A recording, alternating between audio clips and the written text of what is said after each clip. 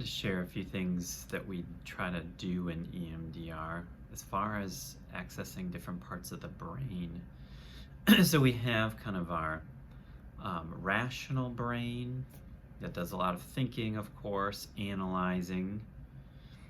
That's where we spend a lot of time. We're planning, kind of predicting, assessing. Then we have kind of what we call maybe like some people call it the mammalian brain, the emotional brain, the feeling states about something. And we even go deeper into the brain, which is our reptilian brain. That is kind of the even I call it the visceral body sensation part of us. Particularly when we're dealing with trauma, and anything that has to do with feeling overwhelmed, too much for our resource of our brain to handle, our rational brain shuts off. So it doesn't really know that much about things that were really hard for us. So much good work can be done when we step out of the rational brain and actually get curious and actually get into thinking about emotion and even deeper thinking about base level visceral responses. And so as an example, what we would do with EMDR often is, okay, we think about an event.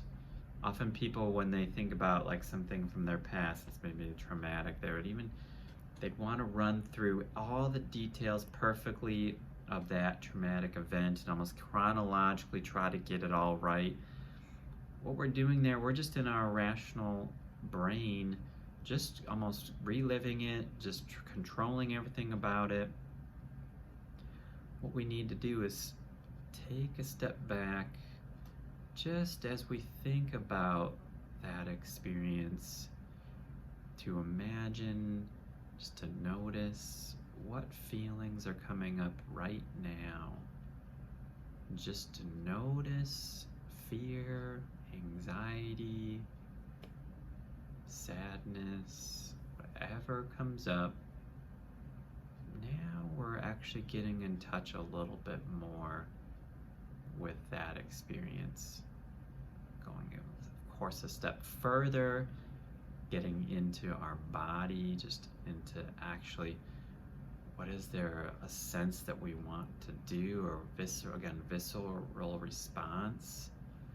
We feel something in the gut that we can't quite explain, and that's okay, again, because we don't necessarily have to fully explain this, because our rational brain, again, had to shut off.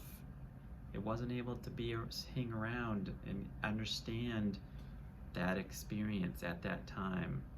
It said, there's not enough resource here, I gotta go. And so it shuts off, we check out, we learn how to check out. What we want to do with resource, something like counseling, a space to be able to do this, is be able to access some of that stuff that's maybe nonverbal, that's in the body, and be present to it, and then maybe see what comes up. And again, that's kind of the practice of kind of stepping down a little bit into those maybe irrational things.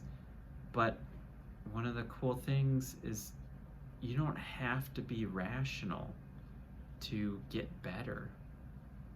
Actually, a lot of healing happens when we sit with the irrational parts of us and actually give them some space and time and attention.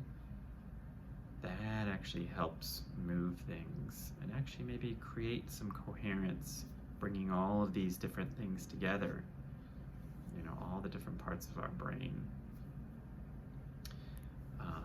So hopefully that's helpful. A little picture there of just kind of working with the brain.